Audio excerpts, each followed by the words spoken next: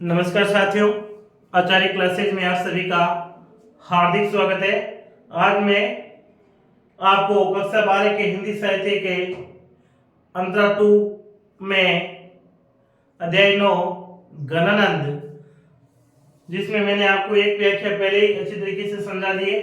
आज मैं व्याख्या नंबर 2 को आपको अच्छी तरीके से यानी पद्य जो पाठ गणानंद है उसका जो पद्य भाग है, जो दूसरा पद्य है, उसको मैं आपको अच्छी तरीके से एक एक पंक्ति के माध्यम से समझाने का प्रयास करूंगा। और इसमें मैंने आपको जो पद्य भाग 1 है उसमें मैं 8 पंक्तियों की सहायता से आपको अच्छी तरीके से मैंने आपको ये भाग आपको करवाया है। आज मैं आपको भाग 2 जो पद्य भाग है और वीडियो नंबर 2 में मैं आपको इसी प्रकार से एक एक पंक्ति को अच्छी तरीके से समझाते हुए एक एक लाइन का मैं अनुवाद समझाऊंगा। और मेरी आशा ये है कि जितने विद्यार्थी देख रहे हैं वो अच्छी तरीके से इन पंक्तियों को समझेंगे ताकि अपने बोर्ड के में अच्छी तरीके से अंक प्राप्त कर सके। तो चलो साथियों, हम आगे बढ़ते हैं अपने अध्याय की ओर। और अध्याय हमारा गणानंद। अध्याय कौन सा है? गणानंद। इसमें हमारी इससे पहले मैंने 8 पंक्ति आपको करवा दी थी, तो नवी पंक्ति है आनाकानी। आना आनाकानी आरसी। आनाकानी आरसी निहारिको।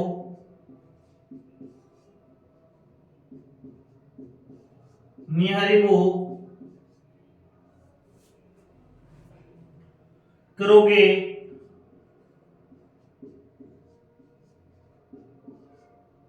करोगे कोलो।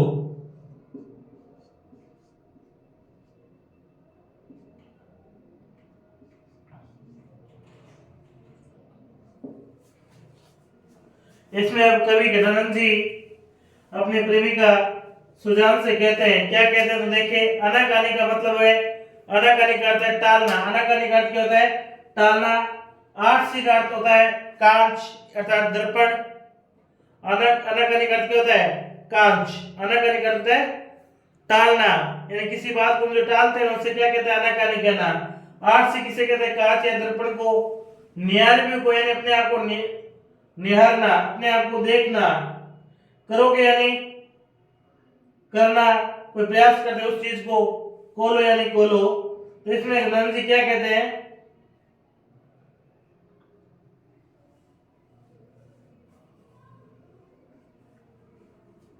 कोलो यानी उदास। कोलो किसे कहते हैं? उदास। तो इसमें गजानन जी अपनी प्रेमिका को क्या संदेश देते हैं? अनाकानी यानी टालना, आर्स यानी कांच या दर्पण, निहारिको यानी निहारना देखना, करोगे यानी करना है प्रयास, कोलो यानी उदास। तो इसमें कवि गजानन जी कवि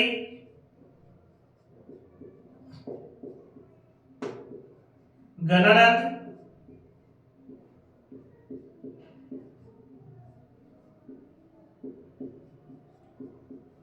कहते हैं कि कवि गणानंद कहते हैं कि हे सुजान,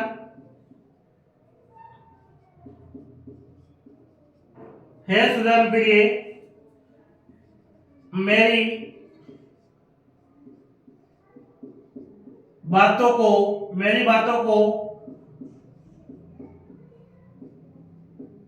कब तक टालोगी? कब तक मेरी बातों को टालोगी? वह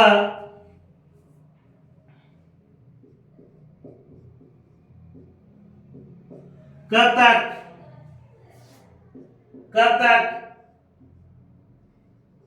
अपनी छवि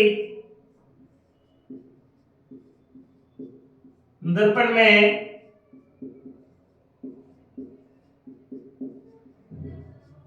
देखोगी?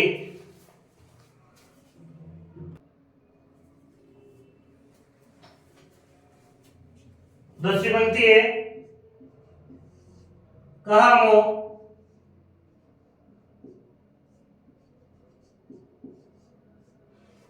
ચકિત દશા કહામો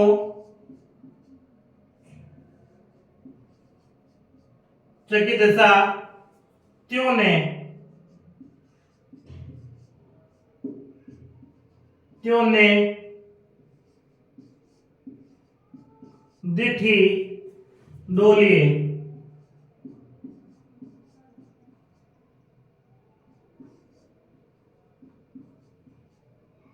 दिठी डोलिए कहा मो कहा यानी कहना मो यानी मुझे चकित यानी आश्चर्यचकित चकित किसे कहते हैं आश्चर्यचकित को कहते हैं दशा यानी दशा त्यों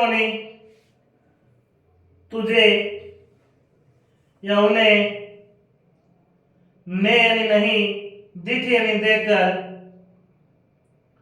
डोल यानी डालोगी का यानी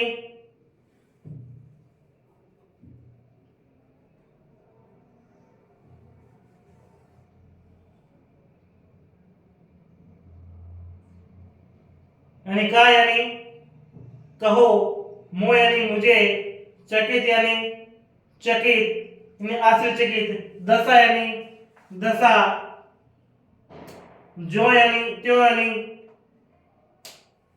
जैसे वैसे हम कहते हैं त्यों का त्यों ने यानी नहीं दिठ यानी देखना या दृष्टि और डोल यानी डालना कहा यानी कहो मो यानी मुझे चकित यानी आश्चर्यचकित दशा यानी दशा त्यों यानी तुम ने यानी नहीं दिठ यानी देखकर या दृष्टि और डोल यानी डालोगी या डालना।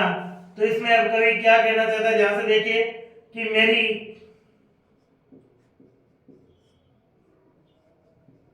दयनीय दशा यानी चकित किसे कहते हैं आश्चर्यचकित दशा या दयनीय दशा को देखकर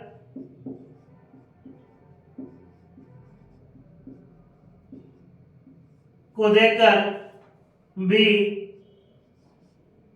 तुम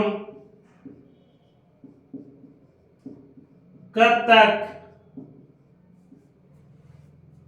अनदेखा करोगी कब तक अनदेखा करोगी वह मेरे ऊपर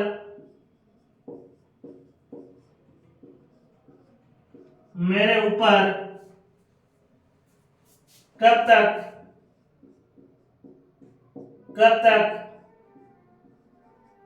अपनी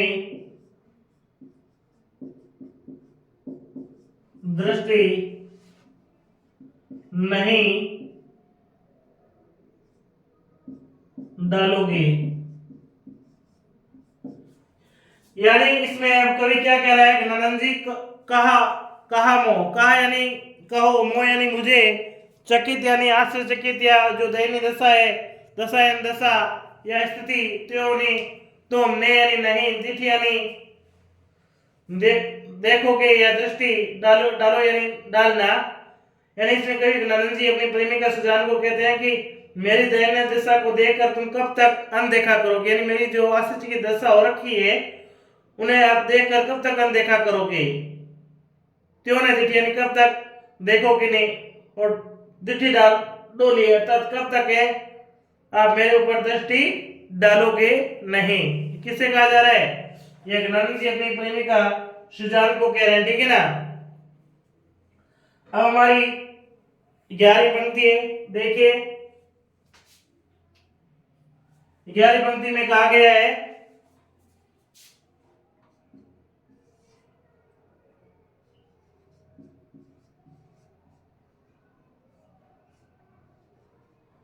मौन हूं सो देखियो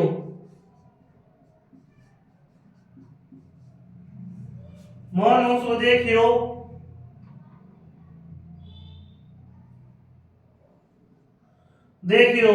मौन हूं सो देखियो कितेक कितेक पण पण पालियो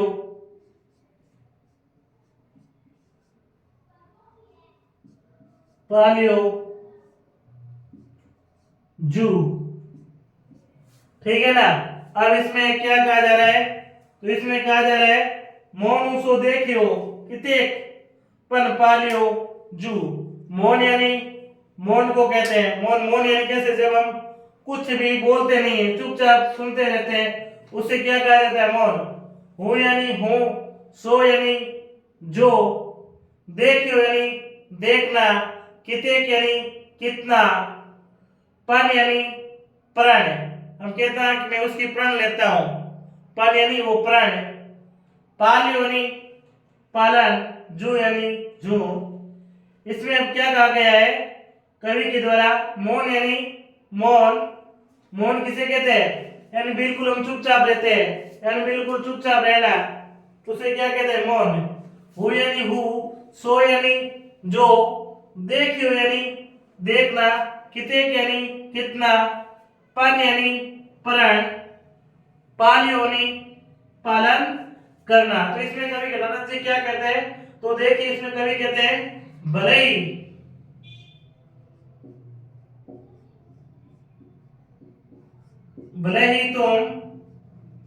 तुम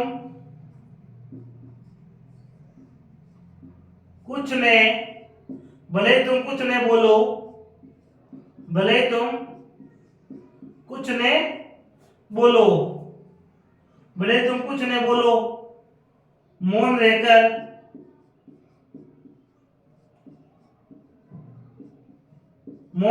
भी कब तक अपने प्राण, कब तक अपने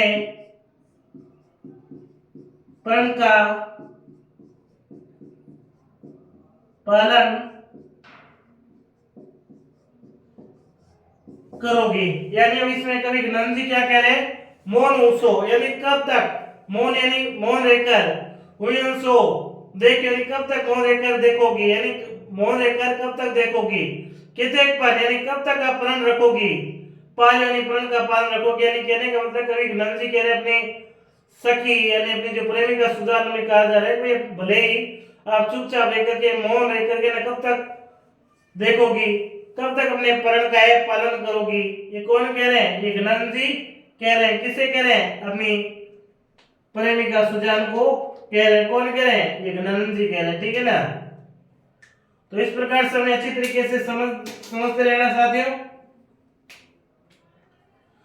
अब हमारी बाहरी पंक्ति है, बाहरी पंक्ति में जान घनानंद, जान घन आनंद, घन आनंद, जान घन आनंद, यो मोही,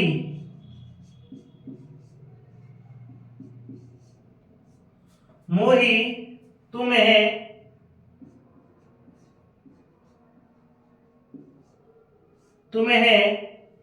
पेद परी,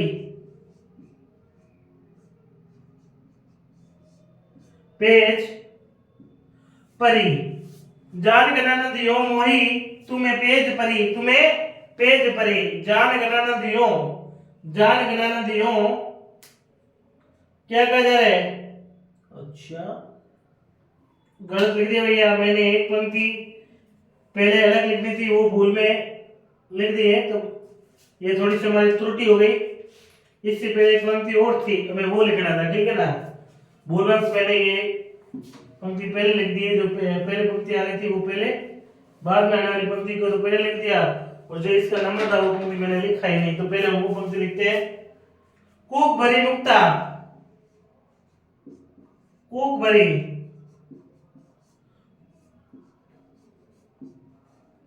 कूक भरी मुक्ता बुलाई, आप बोलिए,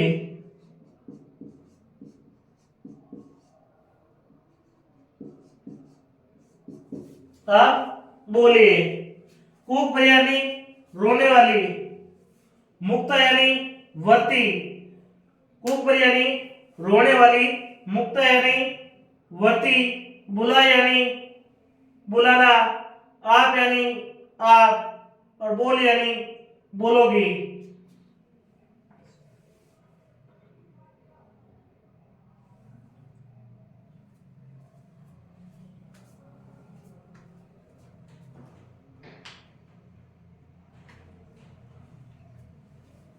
यानी इसमें कवि कहते हैं मेरी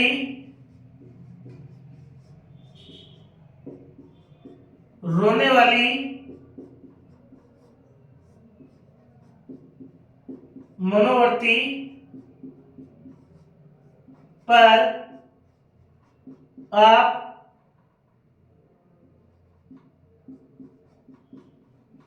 स्वयं ही बोलने लगोगी। ठीक है ना। कोक भरी मुक्ता बुलाए आप बोलिए, तो मेरी रोने वाली मनोवर्ती है ना, उस पर आप क्या करोगे? स्वयं ही आप मुझे बुलाओगे। आप क्या करोगे? आप स्वयं मुझे बुलाओगे। ठीक है ना। तो लिखिए, फिर हम आगे बढ़ते हैं। अब हमारी जो तैयारी बनती है वो देखिए। इससे पहले मैं ये साफ कर देता हूं बोर्ड।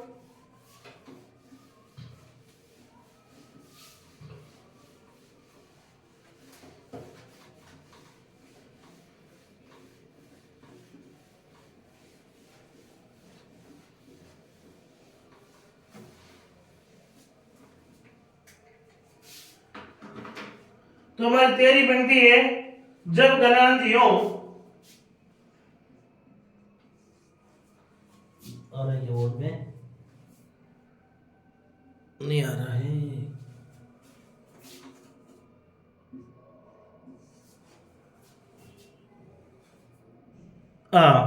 सही आ रहा है। जब घन आनंद, जब घन आनंद, जब घन आनंद, जब घन आनंद यो मोही,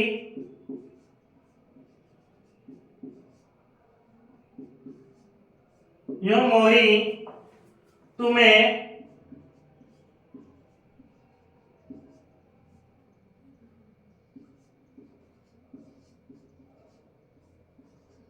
पेज परी, तुम्हें पेज परी। ठीक है।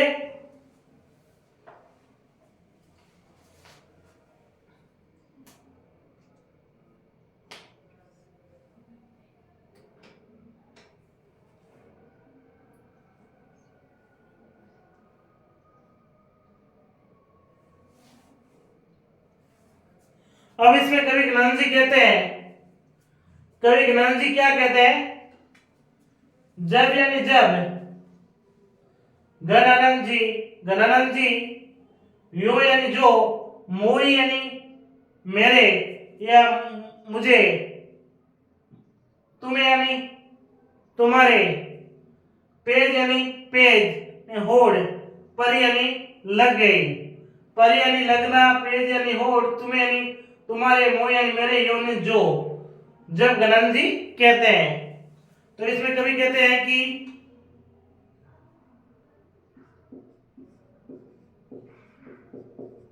कवि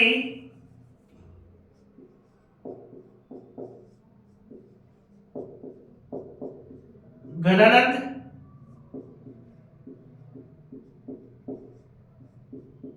कहते हैं कि जो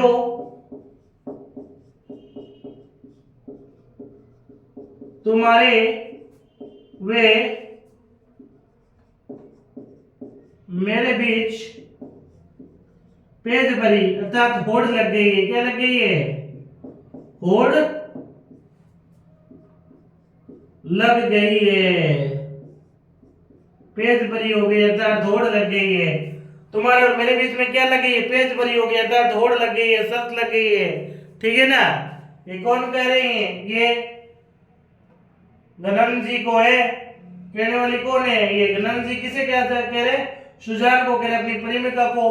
गणन जी के कहते हैं कि तुम्हारे और मेरे बीच में क्या लग गई है? पेज पर अर्थात होड़ लग गई है। क्या लग गई है? होड़ लग गई है। अब हमारी चौथी पंक्ति है, वो देखिए। चौथी पंक्ति है, जानिएगा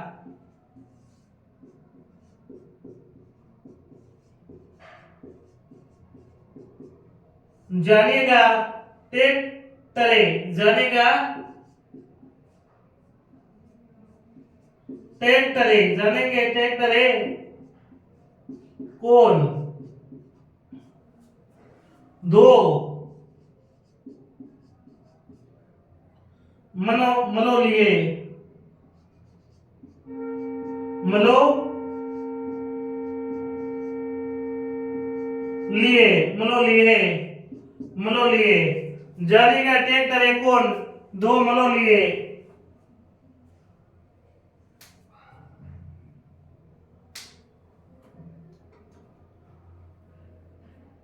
तो अब इसमें कवि कह रहे हैं, यानी अब इसमें कहा जा रहा है जानेगा, जानेगा यानी सोचना, समझना, विचारना। टेक ट्रे यानी टेक यानी प्राण, ट्रे यानी टलना, प्राण टलना। कौन यानी कौन? दो यानी दो। मलोल यानी मलाल रहना, मलोल यानी मलाल रहना। तो इसमें अब कवि क्या कहना चाहता है? प्राण टलने पर, जानेगा प्राण टलने पर आपको समझ में आएगा। प्राण टलने पर आपको क्या आएगा? समझ में आएगा। वे मनोलिए, वे मन में मलाल रहेगा। क्यों रहेगा भाई? जानेगा यानी सोचना समझना, टेक यानी प्राण का टलना, कौन यानी कौन? मलोल यानी मन में मलाल रहना। तो कवि कहना चाहता है कि प्राण टलने पर आपको समझ में भी आएगा और मन में क्या रहेगा? मलाल रहेगा। अर्थात इसमें पहले यानी इसमें कहा गया था, जब गणानंदी हो मोई तुम्हें पेज भरी है, तुम्हारे और मेरे बीच में क्या है? होड़ लगी। किस बात की होड़ लगी थी? कि वो सुजान के लिए मैं बोलूंगी नहीं, मौन रहूंगी। इसी बात पर अभी कहा जा रहा है कोई प्राण टलेगी ना, तब आपको समझ में आएगा, मना लेगा। तो कहने का मतलब है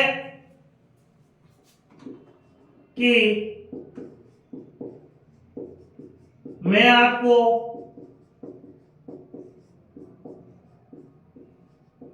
कुछ न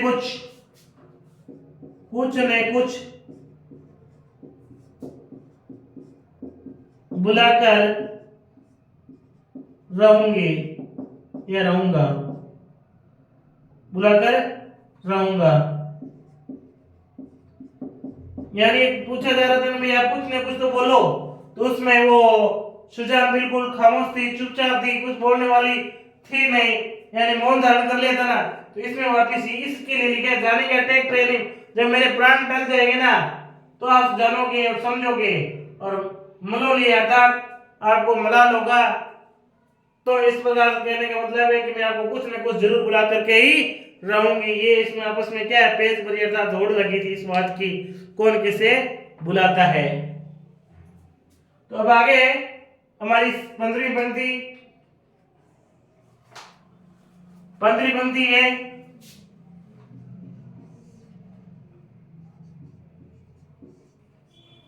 रुई दिए,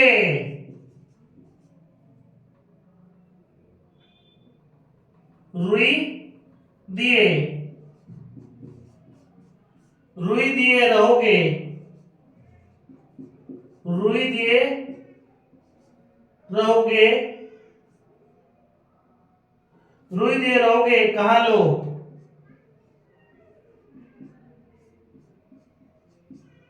कहां लो? बेराइबे की, बेराइबे की,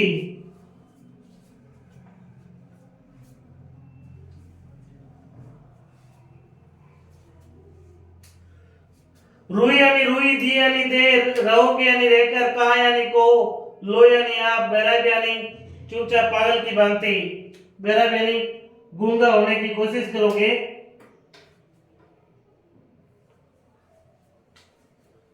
यानी इसमें कहा गया है भले ही तुम कानों में रुई डालकर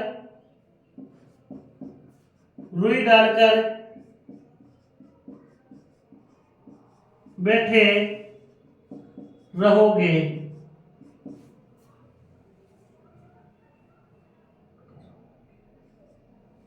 ठीक है ना, भले ही तुम कानों में क्या है रुई डालकर बैठे रहोगे। आखिर में तो भाई आपको बुला कर ही रहूंगी, ये कौन कह रही है? सुजान कह रही है। अब हमारी इस पाठ की अंतिम पंक्ति है, उसे भी हम देख लेते हैं। कब तो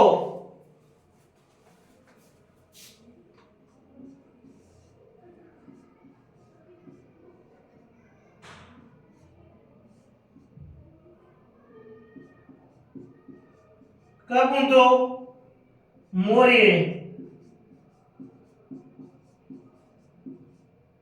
कब तो मोरिए पुकार कान, पुकार कान खोलिए।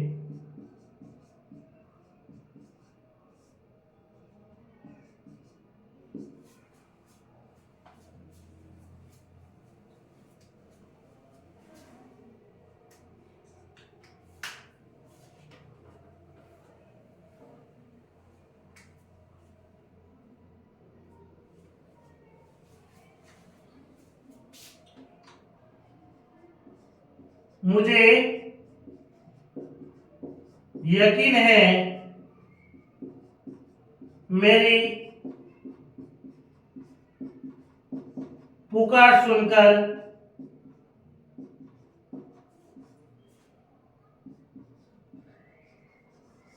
कभी न कभी आपके कान खुल जाएंगे।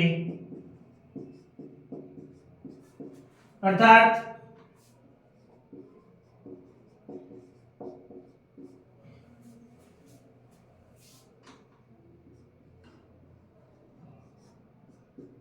कभी ने कभी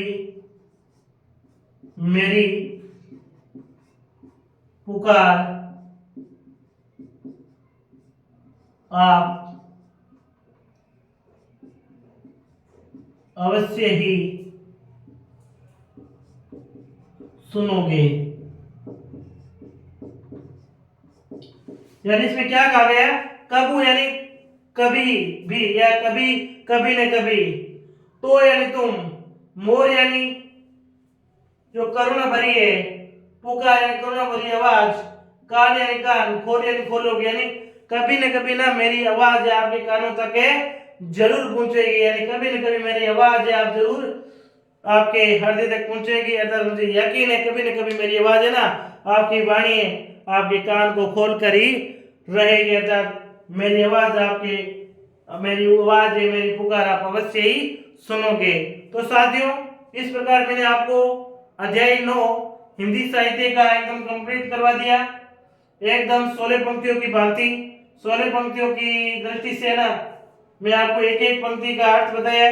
इसमें आपके पहले पद में भी 8 पंक्तियां थी और दूसरे पद में भी 8 पंक्तियां बनी, तो कुल मिलाकर के आपके अध्याय 9 में 16 पंक्तियां बनी 2 पद के अंदर। और मैंने इन 16 पंक्तियों को एक एक पंक्ति के माध्यम से आपको अच्छी तरीके से समझाया, समझाने का बहुत अच्छी तरीके से प्रयास किया। फिर भी अगर आपको कहीं त्रुटि है तो आप कमेंट बॉक्स में लिखिए, भाई मुझे ये समझ में नहीं आ रहा, तो मैं और भी आपको समझाने का प्रयास करूंगा।